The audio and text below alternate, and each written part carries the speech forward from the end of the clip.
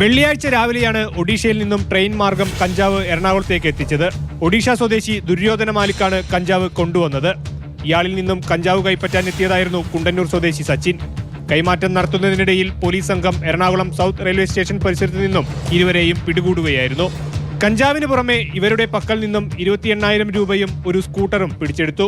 ഒറീസയിൽ കന്തുമാൽ എന്ന് പറഞ്ഞൊരു ഡിസ്ട്രിക്റ്റ് ഉണ്ട്. ഒറീസയിൽ കന്തുമാൽ, അവിടെ കഞ്ചാവ് കൃഷി ഗാവുണ്ട്. അവിടെ കൃഷി ചെയ്യുന്ന ആളാണ് ദുര്യോധന മാലിക്. അവനവിടെ കൃഷി സ്ഥലമുണ്ട് കഞ്ചാവിൻ്റെ. അവിടെ നിന്ന് നേരിട്ട് വിൽപ്പനക്കായിട്ട് ഇവിടെ എത്തിച്ചപ്പോഴാണ് നമുക്ക് രഹസ്യവിവരം കിട്ടിയ അടിസ്ഥാനത്തിൽ അറസ്റ്റ് ചെയ്ത് രണ്ടുപേരും. ഓപ്പറേഷൻ ഡി ഹണ്ടിന്റെ ഭാഗമായി നടന്നുവന്ന അന്വേഷണങ്ങളാണ് പ്രതികളിലേക്ക് എത്തിച്ചത്.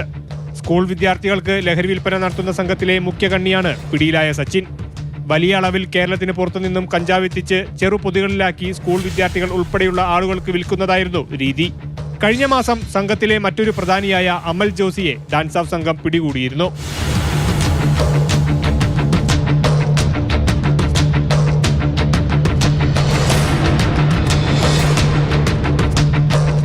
മാതൃഭൂമി ന്യൂസ്, കൊച്ചി.